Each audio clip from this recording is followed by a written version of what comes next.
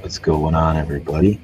Hope you're hearing me all right. I gotta get myself adjusted here. Saturday morning. I'm the man in black today. I realize I got all my black on, and I'm kind of like I'm self-conscious about wearing these hats. I'm really not trying to be a shill. I just, I like wearing a hat, particularly because I don't get up and shower on Saturday mornings before this show sometimes.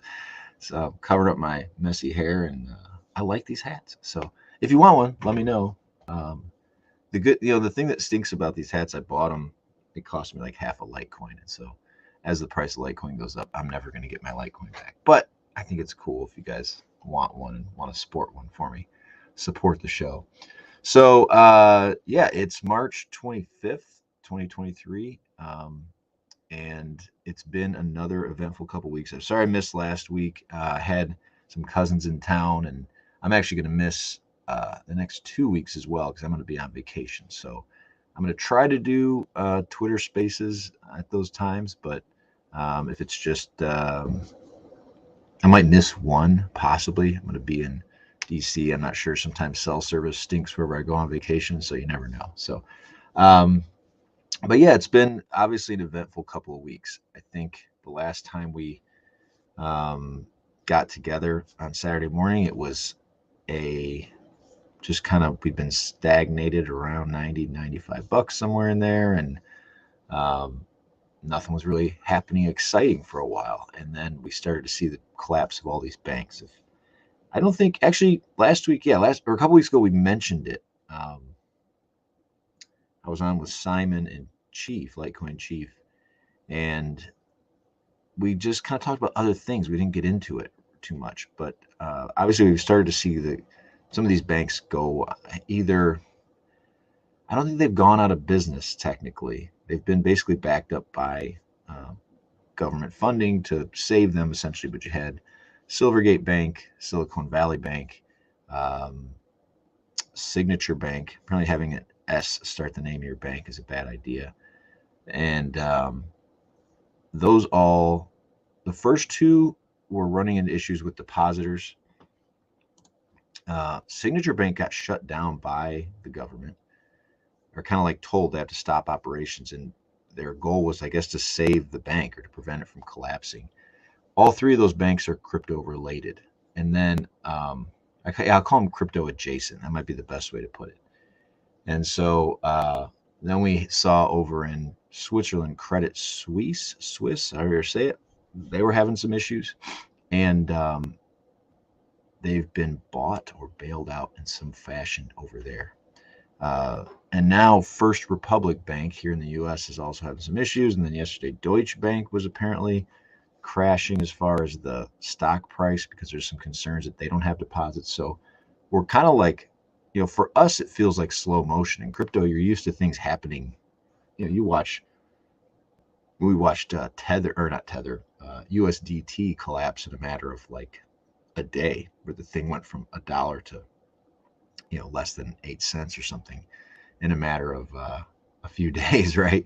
It's like we speed run things in crypto. So when it's kind of happening with the banks, all this stuff feels very in slow motion. It probably feels very rapid to the rest of the world, but we're used to just seeing projects collapse and get rugged all the time. So yeah, that's why we're in Litecoin and not in have our money in the bank. But as far as coffee today, I don't have a special coffee. I actually have Meyer brand coffee. They have a new like special brand. If you don't have Meyer's like I think they're just kind of a Midwest uh, major grocery store, like one of the big ones. And they have their brand called Frederick's. It's all right. I'm gonna give it a 5 out of 10. I told my wife, I actually kind of like, I'll be honest with you, uh, if I'm going for fast food or like I'm on the road and I'm going to get a coffee, I get McDonald's coffee. I think it's better. I don't know why people like Starbucks. I don't know why people like um, Dunkin' Donuts coffee is really bad. I don't know if people love Dunkin'. I apologize. That to me is it's just uh, it's just not smooth. There's nothing appealing about it. It's really not good coffee, and Starbucks is just dark. I mean, I like dark coffee. I like black. I drink it black, but dude, their black coffee is like serious. I mean, it'll put hair on your chest. You know what I mean? Which maybe I could use a little bit. I don't know, but yeah, so I guess good morning. I hope people are settling in. I only see one person. If you're seeing me on Twitter, I would really appreciate if I'm gonna ask a favor of anybody. Come over to YouTube. You don't have to like and subscribe. I mean, I'd appreciate it. I mean, if he's gonna come here and just poach the content, I guess. But just show up and come and comment. Like here, talks with noise. You just let me know. Duncan has an odd artificial taste. Yeah, I don't know what it is about Dunkin' Donuts in particular, and they're honestly their donuts aren't even that great. I, my daughters and my wife, we had my girls. They have almost the same birthday, so they do like a collective birthday party. And instead of a cake, they wanted to do like a big donut cake. And so we like put a bunch of donuts together and then put icing on them and everything. And then bought a bunch of extra donuts. And we actually did a bunch of taste tests from various donut places. Now most of them were local. I think Dunkin' Donuts was one of them. And just side by side, if you are going to buy donuts, we're going to get into this thing. Uh, go to a place that actually bakes them fresh. You'd be amazed at the difference. We had like a local grocery store that puts them out, and they're just fantastic. So there you go. There's your coffee and donuts. Get McDonald's and then go to your local place, and you're good. It's worth the trips, I think. Maybe, maybe not. Okay. So what do I normally get into? Let's talk about pricing. You know me, I'm your price guru. It's all I do is talk about price all the time. Now, I don't talk about price a lot. Why?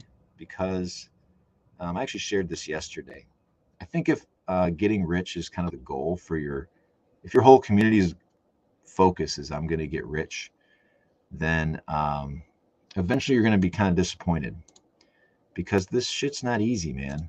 Um, Getting rich in crypto is it's a long, hard road, and so if you have more things, I think that kind of bind you as a community, that's probably the right path to go. Which is some things I'm working on. I might get into that later if I've got time. So, okay, I've been using this consistently. One thing I hate about chart readers in general is when they change everything. Right? They're like, uh, this looks bad on the 15 minutes, so I'll just go to the 1 hour. This looks bad on the 1 hour. I'll go to the 1 week. I'll go to the 1 month. Like they're constantly looking at different metrics to just reinforce what it is that they believe. And I'm going to try to not do that. So I'm using the 3 day, which I've been consistently using, hoping that'll give us some consistency in our quote unquote vision of what's going to happen. So this is the first one, the US dollar price. And actually, I think if you look back a few weeks, I had said on there, because I was tracking this, this is the 50 day, right? And we were way up here. This is going back. I was all, I was all happy with myself. We were doing well. Let me zoom in a bit here. Hang on. And hang on. Can you guys see that all right? Maybe if I zoom in a little bit, will that do it?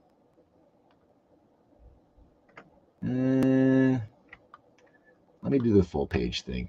I just feel like that messes things up. But I don't feel like I have the same controls. All right. So I remember we were back here and I was like, hey, yeah, it's $96, but be aware we could dip back down to this 76 at the time is what I was thinking, because that was the 50 day. Well, I didn't know we were going to blast past the 50 day and get all the way down to the 100 day moving average. But we did, went down and hit that and bounced back up, and actually are above this Bollinger Band line in the middle. So that's good. I mean, actually, I would say this whole collapse, one of the really surprising things to me, as you'll see, we really got wrecked against the Bitcoin ratio. And in US dollar price. And then as soon as Jerome Powell made his announcement that they were going to raise rates again, Bitcoin went down and Litecoin went up like pretty dramatically. I think we were up like 15 to 20% against the Bitcoin ratio just that day after that announcement, which I thought was like really just surprising to me. I guess I just didn't, I don't know why that is. I think that's something we could probably try to think about. What is it that event triggered to make people leave? And I don't say they're leaving Bitcoin, but to pour money into Litecoin.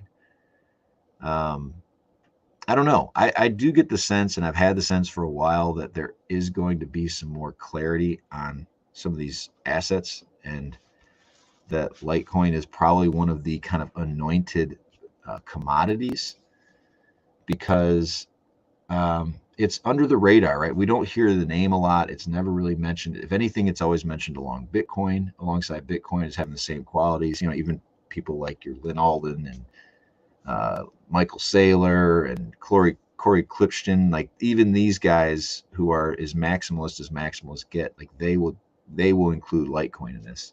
And I know everyone hates Bitcoin Ben or whatever his name is, BitBoy. He even said whatever regulations coming might be really big for Litecoin. So I know regulations can be a bit of a dirty word along crypto people, but the reality is it's part of it. I always say this about, people go, well, why do we need, who cares if the government classifies it as a commodity?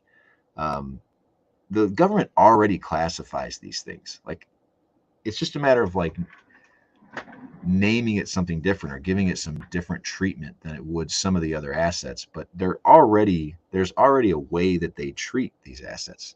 It's just changing that. So I think that's kind of something important to recognize. It's not like this is the government doesn't know they exist, and by labeling it a commodity, they're going to now change. They're now aware of these things. They're very aware. But anyway, so I just coming back to this. I think this is a really nice to see this recovery. This 100-day, I think last time we looked at it, like I said, it was a couple weeks ago. So we'd kind of flattened out and we've actually reversed into a positive trend on the 100. This one right here, this is the 200-day up at $106. We've had a bit of a downtrend against this for quite a while. So if I go back, so this 200-day, oddly, as we were dumping, the 200-day was peaking. And so this was back a year ago. Hang on a second. And yeah, I mean, these are kind of indicators, right? This is we were seeing after the FTX. No, this was May. What is this, man? This is, oh yeah, end of 2021. God, man, it's amazing going back that far. You see, as soon as that 50 and 100 crossed the 200, well, then we start to see the dip. I do want to point one other thing out too that I was bringing up last time we were talking is this RSI. But when you see the RSI get really, really low, that's usually an indicator that things are going to turn around. I wasn't able to look at this chart specifically. I had it on my phone. I couldn't see it that well. But that RSI got really low, down to under 40 at its worst, and now we're seeing it recover. So I think that's a good thing here. Hang on. I'm so bad at this stuff. I'll just escape out. Okay, so let's look at the BTC one. Let's see what you guys are saying first of all. Oh, Crypto Raccoon, man, how you doing? Toffee latte with extra milk. Can you guys probably can't see these. Can you see the comments of the other people? I'm not even aware. I guess you probably can if you're on YouTube. I know some of the guys on that I watch on YouTube, sometimes they can include them on the screen itself, which would be kind of cool, I guess, for watching after the fact. But oh, Crypto Raccoon, I see what you're saying. Yeah, so Crypto Raccoon's saying like a lot of reason they flip back and forth between different charts as they're trying to find entry points. Yeah, probably validation, right? Like if it looks good on the hourly and the daily and the weekly, like that kind of confirms that things are where they want to be. I don't know, man, like chart reading, I know there's a science to it. I think there's guys that can do it. I tend to think that if you're that good at it, I don't know why you would share that information. Like there must be more information. There must be more money to be made in sharing your charts than there is actually just executing your charts. Because I would keep it a secret if I knew what I was talking about. I would want to make sure I was maximizing my profit, I guess. But I think it can only get you so far, right? You can read a chart and everything can look fine, but particularly in crypto, the way this environment just consistently evolves, you're constantly seeing, a bank go out of business, or crypto regulation comes down, or China bans mining, or whatever, whatever good or bad news happens. It's so unpredictable. Elon Musk comes out and says he's going to accept Dogecoin at Tesla. I mean, there's no chart in the world that's going to reflect that, which is one of the reasons I'm a little hesitant. I know there's a lot going around in our community about, hang on, the Bitcoin Litecoin ratio, and if you look at what happened to Doge, the same thing's going to happen to Litecoin because it has this same chart pattern. But to me, it's like, I don't think you can put those two side by side and say the exact same thing is going to happen, because Elon Musk is definitely an X factor and a catalyst for what happened to Dogecoin, and probably amplified what would have maybe happened naturally. It definitely amplified it. So this chart doesn't look as exciting as the other one. We didn't stick to these same principles, but we're close, honestly. It could have been way, way worse. We had a really strong reversal, and this is that 200, or the 200 day is the yellow one here. And we actually got past it for the first time. This is an interesting chart because being above the 200 day, and when I say 200 day, these are 3-day increments. So the 200th 3-day moving average is a pretty rare event over the course of the last number of years. So we poked above it in 2021, right at the end of the bull run. Before that, we got above it, I believe, the last halving, which is back here. I think the last halving was in this August area. So we got above it for from February to July, or to June. So for 4 months, and then we got back below it again. And before that, it was obviously the big run in 2017 is what kind of triggered everything. But we've spent the majority of our time, as you guys know, as Litecoiners, hasn't been pretty against Bitcoin over the course of the years in this kind of massive general downtrend here. Let's see if I can quantify this thing. This doesn't go all the way back to the beginning, but you can see for the most part, we've spent our time. We got above it for this stretch, and then down, bounced up, and then we've pretty much stayed below it. So this is the first time in a long time that we've spent, this is from November of last year till today. So it's that December, January, February, March, 4 months above. It's not as dramatic as these, but to see the 100-day, because here's the other thing, the 100-day hasn't crossed over the 200 since November of 2018. So it's been 4.5 years since the 100-day on this particular chart. Hang on. Past the 200. So we still got a long way to go to get there. Oh no, wait, hang on, I take that back. We did it. Never mind. What am I talking about? So this right here, because we talked about this a few weeks ago, the 100-day is over the 200-day for the first time in 4.5 years, which is pretty exciting in my opinion. And the fact that we went and, I guess people would call it, tested this line, dipped below it, but quickly recovered and got back above this 200-day and even above the 100-day, I think is encouraging. And so what I've been hoping for all this time is this nice, slow, long growth. I don't like these big spikes. I feel like that's all just massive speculation and hysteria, where the reality is the usage of Litecoin, the market itself has grown, and we see that people are using these coins, and Litecoin is one they're choosing to use consistently. So, all right, I'm not a price guy, but I do, it is interesting to talk about once in a while. All right, let's see what else. I wanted to get into a couple other things, some news and some stories. I got a few that some of you might like, some of you might not like. So I always show look into Litecoin. Go here. This is run by Master LTC BTC Shan. And he's got a few other people that are pretty consistent contributors writing articles. And I mean, you can find out anything you want on this site. So go check it out. Subscribe. Oh, have I subscribed? That's the question. Let's see what happens. I don't think I have. All right, I'm going to do that later. See, now I'm a hypocrite. So, okay. I'm gonna check. I was thinking about doing a space, like try to do some sort of Twitter Spaces like thing on here. I'm not sure if it's possible. I was trying to think about how I can get the audio from Spaces. Could be kind of fun to have like a call-in type show, but anyway. All right. So these are some news articles I pulled up. Kind of a big shout out. I think we did mention it a couple weeks ago. We talked about some of these bounties that Indigo's creating. So if you are on Twitter, go. It's Indigo Nakamoto is the way. I think I don't even know if that's his handle. You know what? I probably talked about this 2 weeks ago since I don't have things memorized. Yeah, there you go. Indigo _ Nakamoto.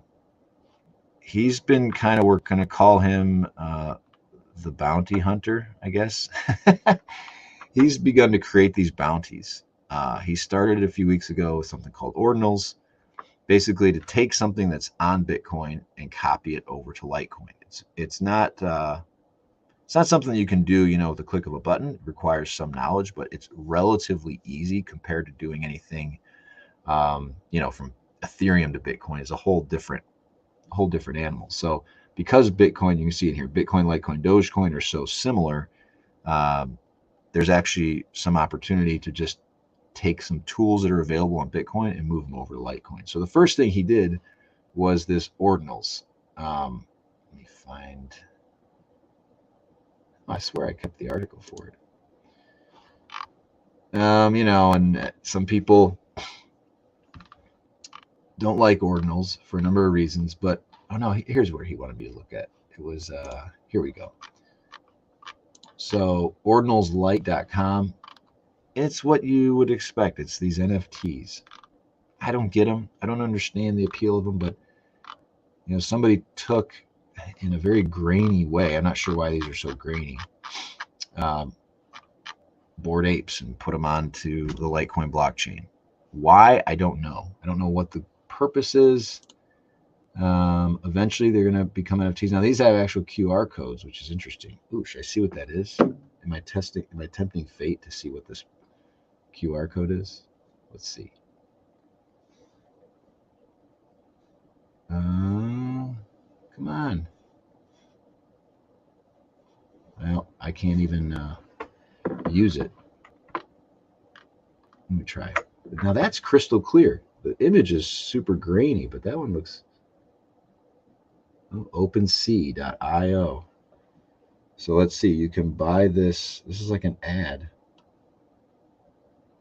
Why would this? This is so strange. Well, it's the number 9073 Bored Ape, and it's worth. Somehow this thing's worth $105,000. God, somebody explain this to me. Makes zero sense, man. I don't get it at all. But anyway, you can look up different ordinals. And actually, I got something. Oh yeah. So I started playing. One of the inscriptions that got put on there. If you go to this article about ordinals, here, leave your mark on Litecoin blockchain. They mention this website, and they say, hey, there's even a game of Flappy Bird, essentially, is on there. I don't know if you guys are still watching. I don't know if anybody's still watching. So I kind of, this week I put it out there, I kind of got a little bit hooked on playing this thing. And I think I figured out I mastered it to a degree. And you guys are going to shit your pants. Because I put out there, hey, I got to 70. And someone was like, what, are you crazy? No way did you get to 70. Well, I got on the desktop. And I don't know, I had it yesterday. I was like, my goal's 100. I want to get to 100. I want to get to 100. And this morning, I was like, oh, I'll pull it up. And I started playing it. And the first game I played, I got 100. So I'm going to challenge anybody in the Litecoin community. Can you get? So go to this article. Go to the article. Leave your mark. Click on this Flappy Chicken. It'll pull this thing up. To show you that I'm not playing games. Look at that. Well, the best is 100. Trust me, that's not 10. Oh man, now you're gonna make me show off. You can't even tell that it's 100. So it's really not that hard to get the hang of it. You just gotta your lips or whatever those are. beak is right around the top of the pipe. You just click the button. How hard is this game, you know? So if you just stick with it and follow your dreams, you too can one day flap the chicken.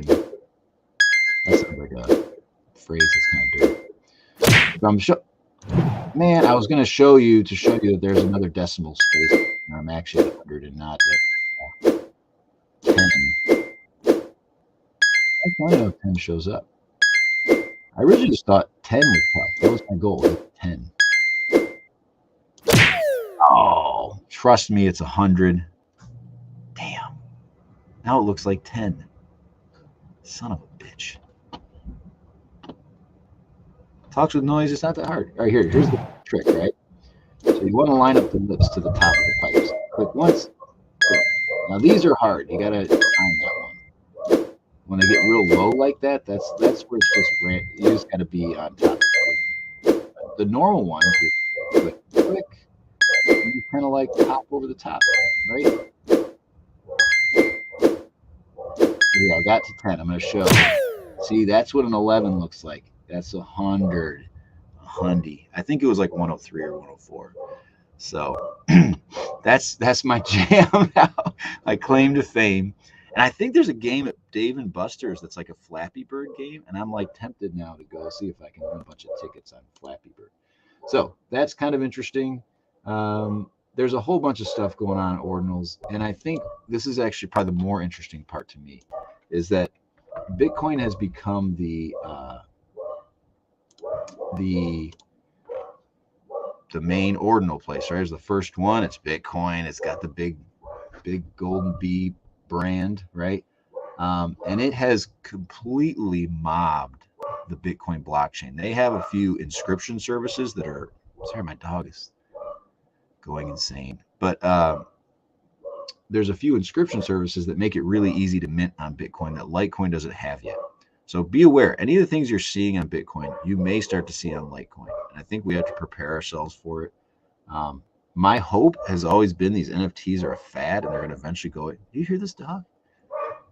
No, nobody cares. Like, what? Anyway, so right now there are 62,000 transactions unconfirmed. So in the mem pool, it's called, right? Which if you click over here, a good visualization of TX Street does a pretty good job. There's some variances in numbers and there's reasons for it, but just know TX Street doesn't populate every single transaction. But essentially, this kind of shows you transactions coming in to each of the blockchains, the activity, how quickly the blocks go away. It's a good visualization. I think I shown this before. So this low fee line is 31,000 transactions, but on mempool, it's going to tell you it's actually 62. So I think it's only recording. This is kind of complicated. TX Street doesn't show all of them. I think it's actually, you can see this purging. What happens is once a certain number of transactions are in the mempool, technically the miners are supposed to like just basically disregard they kind of force cancel a bunch of transactions. It was originally set up that the mempool would only be 300 megabytes, but it's bigger than that. So or most miners and nodes run a larger mempool than that. So they're able to still hang on to these old transactions over here and maybe someday validate them. But the reality is, like, if you, in this 300 megabytes, there's only, I think that's what 31,000 is coming from. I hope that all made sense. But anyway, so I've been looking at this a lot, and it's really been interesting to me because the ordinals, if you go look at some of these blocks, right, it's particularly, okay, so you can click on a block individually. If you see something that's got a really high megabyte, that means you've got a lot of ordinals. And this miner actually added them in manually, which is something they're allowed to do. But people are paying, here's 121 bucks, 128 bucks. Oh, sorry, you can generally tell, by the way, if you're on this site. Again, I went and I clicked the block. If you hover over it, you can see the amount. So the transaction number, the amount is 10,000. So it's not 10,000 Satoshis. I'm not quite sure. Maybe it is. 1, 2, 3, 4. Yeah, I guess that is 10,000 Satoshis. So if you see that, like a really round number, 10,000 Satoshis today is worth something like 20 cents, I think. Let's see. let's say 33,303. Yeah, it's like 28 cents. But the fee they paid was $128. So obviously that makes no sense, right? So you see these 10,000, 10,000. This is again really low, 5,000. We're starting to see some that are 5,000. I'm not sure if certain inscription services allow you to do smaller transactions. I don't know why it matters. Again, you're talking about 30 cents versus 15 cents. So some people, see, like this one's a big one. 2 Bitcoin, $800 transaction fee. Somebody, that's an actual transaction, sending money. Some of these you get into really extreme situations where people are paying. I mean, I've seen people pay like $100 to send $2,000. I can't understand why you would do that. But you'll find some of these transactions are pretty expensive. So over the weekend, as the influx of transactions slows down, the mempool kind of clears out. So the fees start to drop a little bit. So you can see this gives you like the fee rate in this block. Fees were anywhere from 11 to 431 Satoshis. So your cheapest transaction that got on that block was 11, something way back.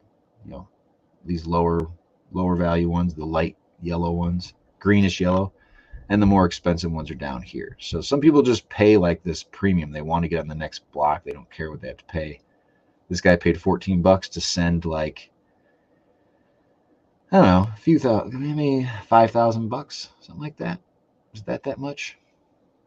$4,500. Doesn't seem so bad when you look at it that way, but when you think about it's impossible to send, I shouldn't say impossible, to get at any of these right here, all cost about 10 Satoshis is the cheapest. You can see these blocks are filled with 10. So it's likely the cheapest you're going to send anything is 39 cents.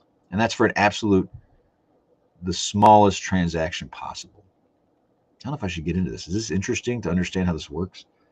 So when I say a small transaction, oh, by the way, you can go look at like the latest blocks. This site's great. And by the way, another bounty that Indigo's doing is to take this and make a Litecoin version of it. So I think that'll be really cool. And maybe even a Litecoin / Doge version. He's getting very close, apparently. So you can click on an individual block, and it'll tell you, see your median fee says 93 cents.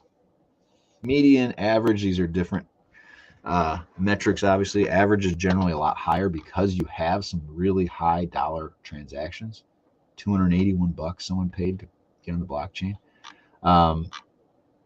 But the smallest transaction you can have is 1 UTXO in and 2 UTXOs out.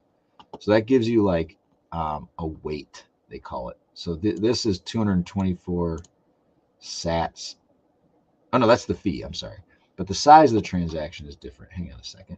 Where's the size? Well, this is the smallest one. So if I go all the way to the end, this is going to be the lowest transaction fee paid. And at 10, oh wait, maybe I'm wrong. I guess you can have a 1 in and 1 out. I don't know how that fully happens. This is a really weird transaction. Somebody paid, basically paid a fee. That's all that happened here. Let me find a normal transaction. 1 in, 2 out. Here's like a normal transaction. You're going to send some money, it goes out, and there's a little bit of change that comes back to your wallet. 39 cents. As cheap as it gets. Now you can see when you get more like inputs, more UTXOs on the send side. So sometimes you kind of compile UTXOs, 5 of them at the same time. You're sending them. It's like spending 5 $1 bills instead of a $5 bill. Might be the best way to put it.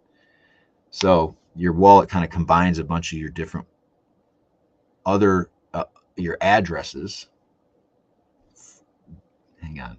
Okay, so because like seeing this transaction, 125,783 went out. This might be who you sent it to, and this is what came back to your wallet.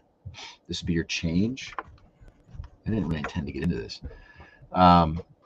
So over time, you're going to keep getting a bunch of change. You're going to build a bunch of UTXOs up. They're just kind of portions, right? Small portions of stuff.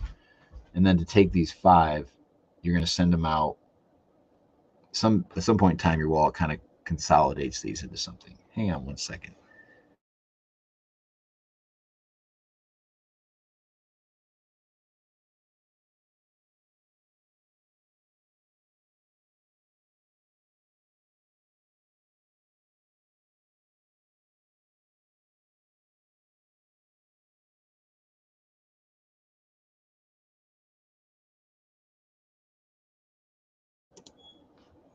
All right. Okay, I want to move on from this. I wasn't intending to spend a ton of time on this. Okay, so we got a tomorrow Litecoin Chief. I'm gonna look this up because he's got a poker tournament again, which I tend to be at. Chief Litecoin. I don't like calling him Litecoin Chief because we have 2 chiefs now. Not enough Indians. That's what they say. All right, here we go. See, he should. Hang on. Hold on.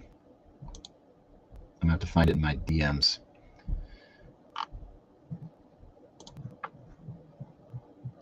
All right, so there's gonna be. You have to log into Poker Now. Oh, what the heck? Where did he announce this thing? Poker Club. PokerNow.club. Go find him. I know he announced it, and this one he's going to actually have. We're going to have to pay. He's been donating up until this point, but you're going to have to pay to get into the tournament. Let's see. Okay, here we go. I'll retweet this. So go to my page if you want to take a look at it. The guy's really doing a lot. I think he's onto something. I do think the poker thing could be fun. He's all about fun. He said something this week like spend your money to have fun. I tend to agree with him. I think it's something we talk too serious sometimes. You got to spend your money. All right. Let's see. Oh yeah, a couple other news stories I want to get into. So these are some of the projects that, like I said, Indigo's been making bounties on. He and I are also talking about trying to create something that's a little more like a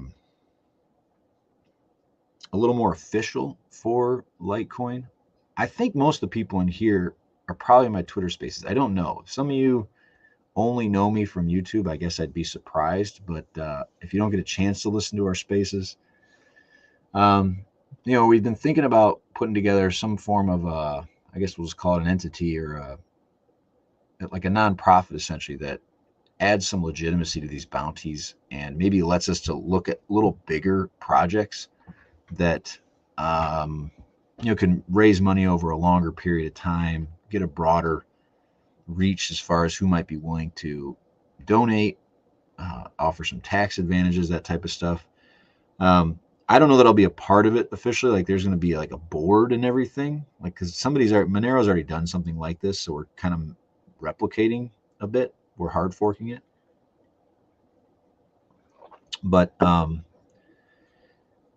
yeah, we kind of feel like that'll allow us to do some projects that are not necessarily like technical or maybe not even be very expensive. They might just be small marketing things. It might just be tools or things that we'd like to see as a community. So, like for example, I was saying something like, for me, I think the thing is getting merchants on board. So, how do we make it really simple for them, and maybe provide some even like printed material and something that as Litecoiners you can go out and find a local store and somebody and hey, here's a step-by-step on how to onboard, and it looks professional. It gives somebody a sense of like, okay, I trust this system. It's not just some random dude on Twitter writing out a thread like a how-to.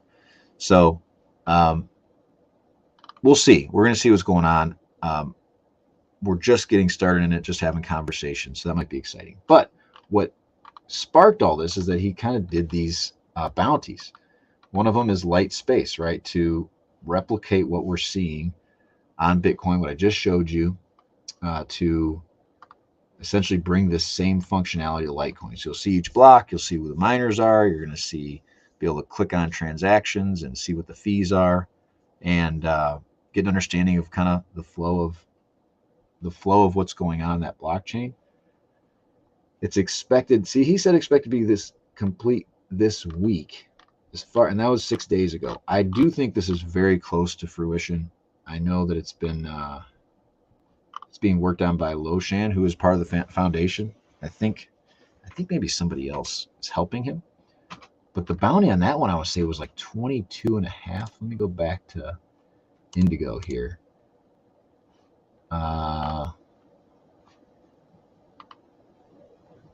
14 and a half.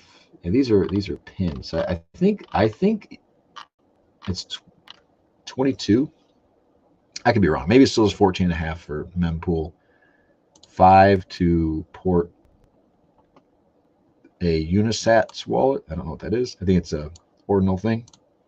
An open Ordex. This is like another a marketplace essentially for these ordinals, inscriptions or whatever. So I think that's, it's exciting that he's doing that. He's got them listed Litecoin.space. Unisat, again, this is a wallet to hold your ordinals, which I made the mistake. I made an ordinal. Somebody walked me through it, and then I was clearing out a wallet, and I totally forgot about it. So I still own the Satoshi, I think, unless it got included in a fee, which I don't even know how that works. So mine might be burned. It's just my logo, so nothing big. Open Ordex, Litecoin version, a Litecoin Explorer, same thing.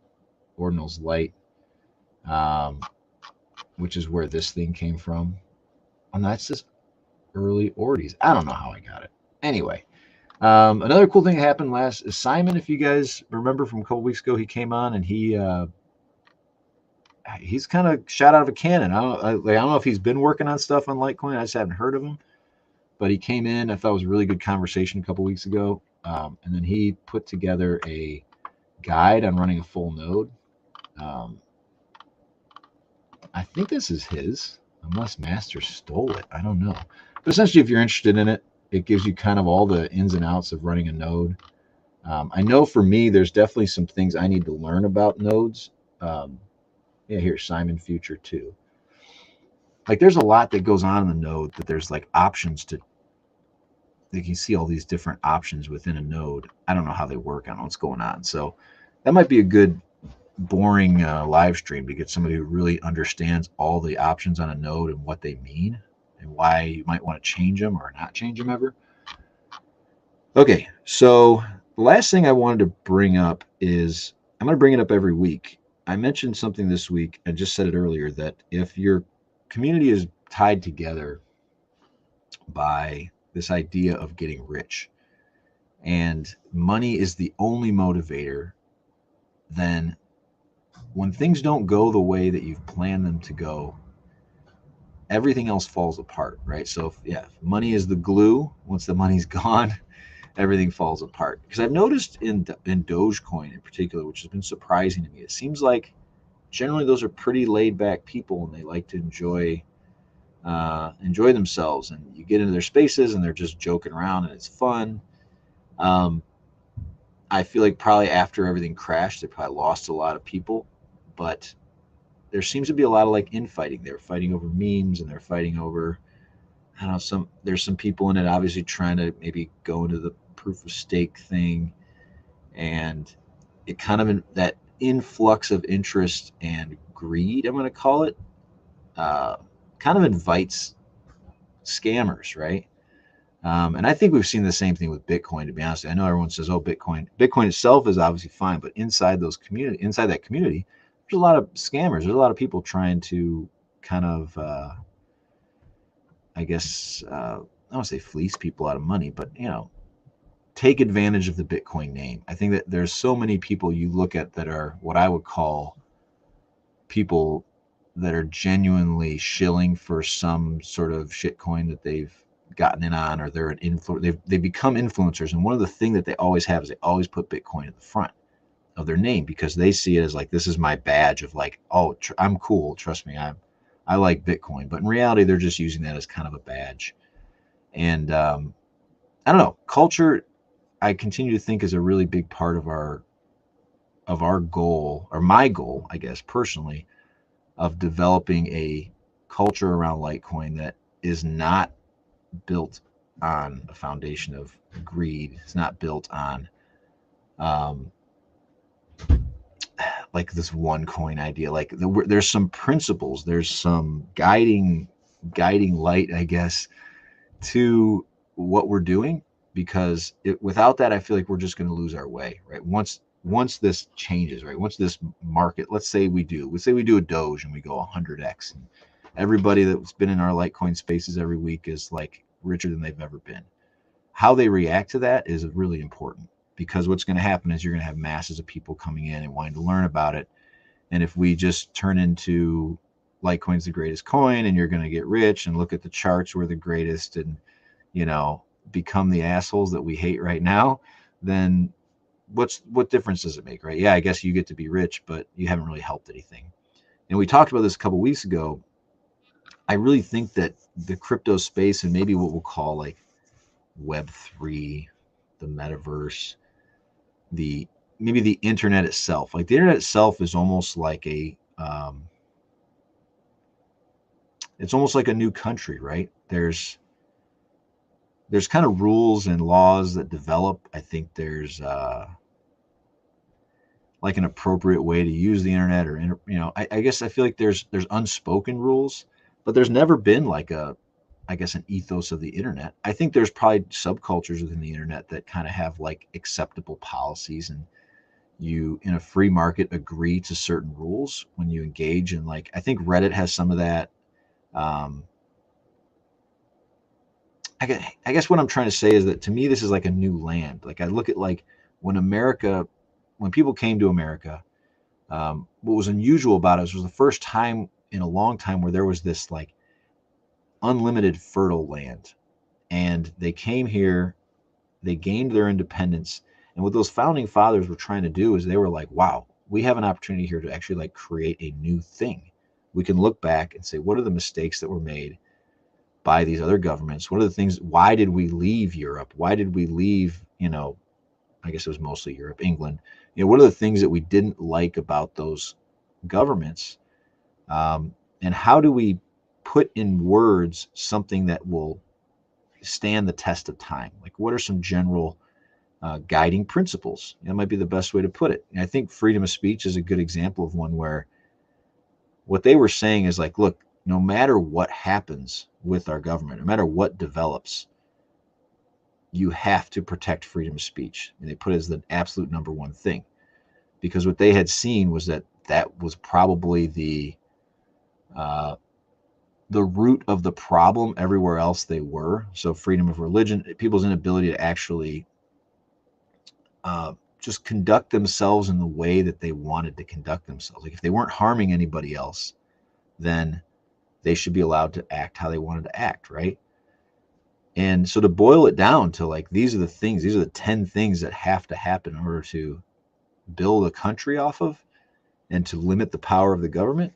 I think were really important. Obviously, they changed the world. I mean, after the founding fathers, after America was founded, it didn't take 100 years before the rest of the world was adopting those principles, maybe 125. So now you see most of Europe has generally the same basic framework. They don't always have the exact same rules, but they've adopted many of the same types of policies.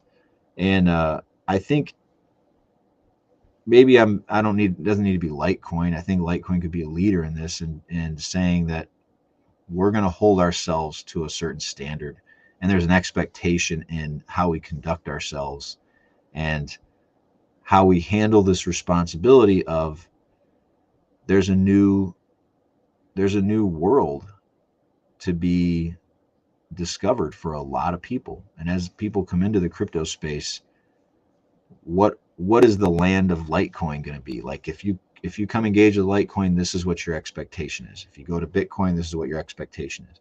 I don't know. It's just something I continue to think is important, that when the time comes, that we have people who've been here for a while and that are respected among the Litecoin community, that have a common ethos, so to speak, and that we have a filter. That might be this way, a filter with which to run things through. So something like ordinals is a great example. I think as a community. There's still a lot of people who don't like them. And if Crypto Raccoon, you're still in here, I know you're not a big fan. I don't use them. I don't have any use for them myself, but I tend to think that this is a free market, and these people have the right to this block space if they want it. I know it wasn't probably the original intention of this, and if there was a hard fork or some sort of change that could be made, I would hope that we could have that kind of debate in a fairly open and honest way. I know that the block size wars, there was a lot of accusations from Bcashers that they were being censored. They were going to Reddit, and if you mentioned anything about big blocks, you were basically banned from the communities, and you weren't allowed to speak. And I think that's a pretty horrible representation of Bitcoin, if that's true. I think that's documented as being true. So, not that Bcashers are right or wrong, but to think that we would allow censorship, I think is really, really bad. And if a time comes where we have to have a debate as a community about something like ordinals, something we should be very committed to as a community is, look, we have to let both sides speak, because if we don't, then we're kind of breaking the rules that we're going to set up for ourselves, because we have to police ourselves. Yeah, and I hate saying that, police and rules and law. And it's an open system, and if you don't like the way that Litecoin goes, you have options to leave, and you have other communities you could join. But I think that we should do everything we can to set things up so that people understand that openness, free speech is important. The ability to code is important. Like, you can't restrict people from doing what they want to do with Litecoin, because censorship is the enemy. This is my opinion, right? This is worth maybe talking about. Rule number one could be, don't censor people. Period. Language, code, whatever. The Litecoin blockchain is open source, and it can be used for what it's going to be used for. That might scare some people, and I think there's some bad things that could happen with it. But maybe we have the conversation. We trade the good with the bad, or maybe we label certain things, say these are absolute nuts. Maybe we agree with that. I don't know.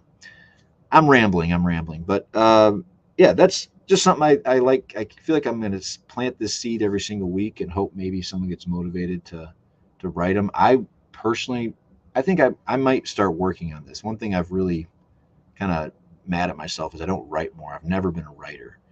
Like, never. I would do book reports and stuff as a kid, but I don't know.